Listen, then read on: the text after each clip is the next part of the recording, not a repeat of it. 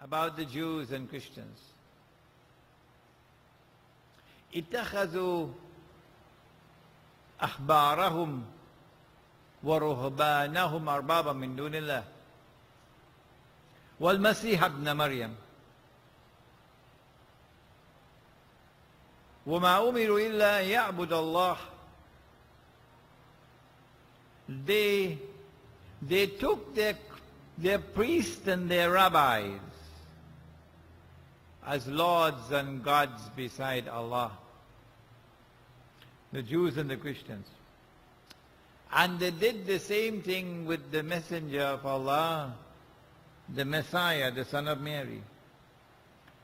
But they had never been ordered other than to worship Allah, the one God.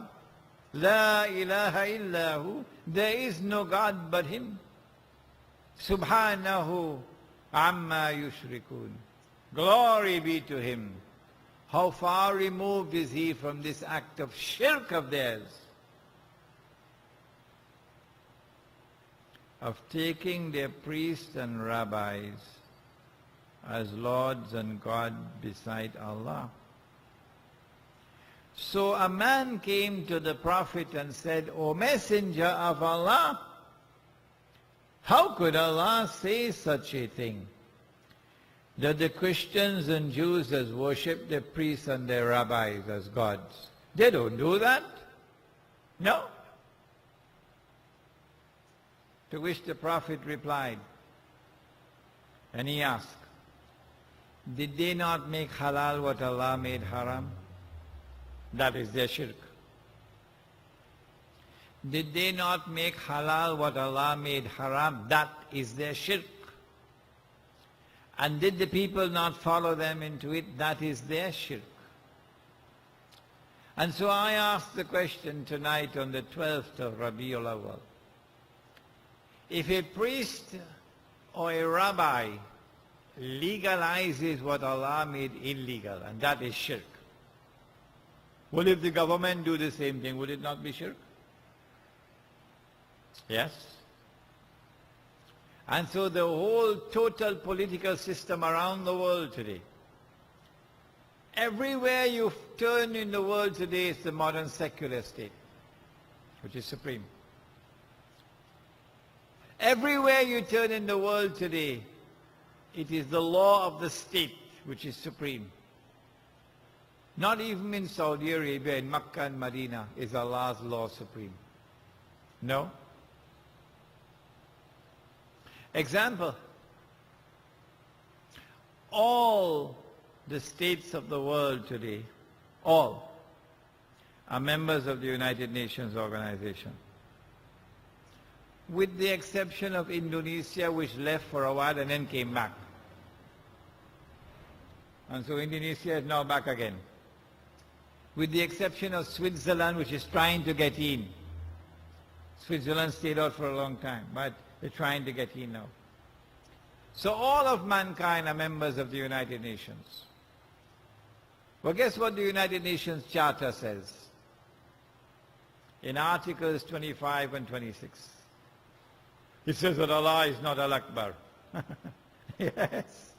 Yes. You don't read it. The United Nations Charter says in Article 25 and 26, Allah is not Al-Akbar. Why?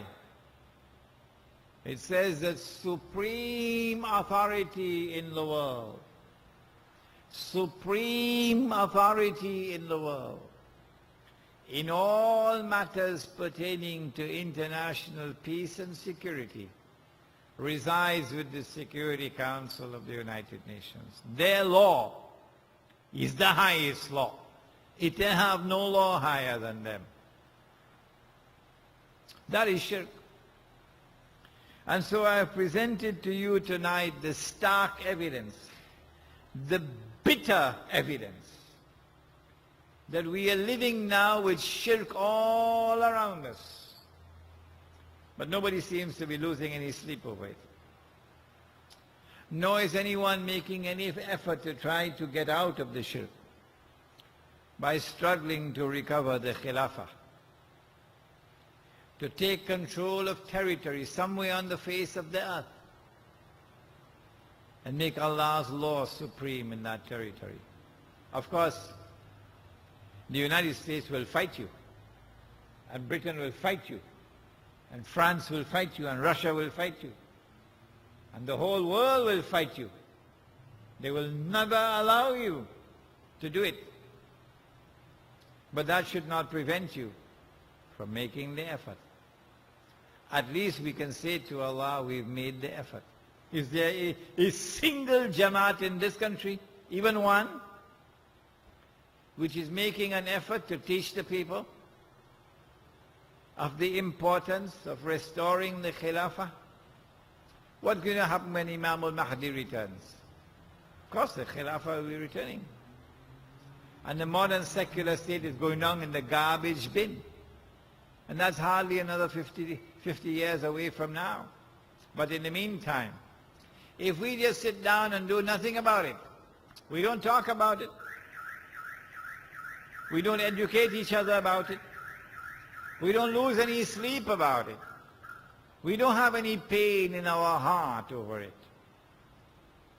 that around us there is shirk, and we make no effort to get out of it, what will Allah do to such a people? The shirk is not only in the state, the shirk is not only in the government. You go and vote for PNM, or you go and vote for the UNC, it's the same shirk. The same shirk. Because when UNC was in power, they also had state lottery, national lottery. They also recognized the law of the state as the supreme law. So they were also in the shirk. So it makes no difference PNM or UNC. Same khaki pants. But the shirk is in other areas as well. Do you know that in the Quran itself, Allah gives us the months of the year? And in the Quran itself, Allah gives us the days of the week, the names. For example, in the Quran, is there not the name Ramadan? Is it not in the Quran? Ramadan? شهر رمضان الذي أنزل فيه القرآن. The month of Ramadan is the month in which the Quran was revealed. Is the word Zil Hajj, Rajab, are these not in the Quran? But now we have other names. January and February and October and November. Guess where these names come from? Huh? Most of these names are named after gods and goddesses. Yes. Other than Allah. You don't believe me? Go back home now. Go to any library. Go pick up any encyclopedia or dictionary and check out the names of the months. What about the days of the week? In the Quran, does Allah not speak about Yawmul Jum'ah? Huh? Yes. The name of the day that we have the Salat is called Yawmul Jum'ah. إِذَا نُودِيَ لِلصَّلَاةِ مِنْ يَوْمِ الْجُمْعَةِ فَاسْعَوْا إِلَى ذِكْرِ اللَّهِ. When the Azan is called on the day of Jum'ah. So it's in the Quran. The Yawmul Sabt, Saturday, is in the Quran. Yawmul Ahad, Yawmul Khamis. What do we have today? We have Sunday, and Monday, and Tuesday, and Wednesday, and Thursday, and Friday. If we are taking Yawmul Jummah and give it the name, the day of Hanuman, people go protest. But he mad or what? How you could take the day of Jummah and give it the name of Hanuman? Huh? He mad or he crazy? Well, guess what we did? We gave it the name of Friday, and Friday is a Scandinavian goddess, Fry. Huh? Is it not shirk? Yes, it is shirk. And we are in the shirk all the time. When we use these names of the months and these names of the day,